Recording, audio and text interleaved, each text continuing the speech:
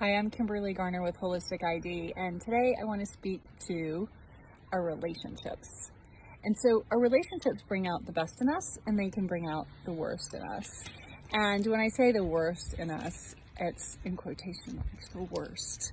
And so a lot of times what we do in relationship, especially our closest relationships, are the ones we feel most comfortable in, is when we are experiencing the worst of us, we will regress and we'll behave like 13-year-olds or 5-year-olds or 3-year-olds or 17-year-olds.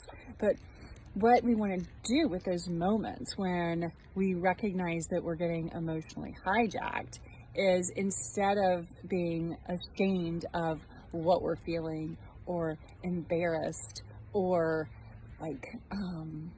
not accepting those parts, we want to be curious, because more times than not, when we're in a relationship and it brings up some sort of trigger and it's something we don't like and we start behaving in ways that don't feel like our adult self, there's actually a wound that occurred in that emotional time. So if we're acting like a 5-year-old, there's probably something that happened around that age that we didn't have the appropriate tools to deal with. And so we sort of just left the emotional wound at that age and moved on. And so whenever a similar trigger happens, we regress. And so when you're in relationship and you notice all of a sudden you're behaving like a much younger version of yourself, get curious. Don't be ashamed of what happened.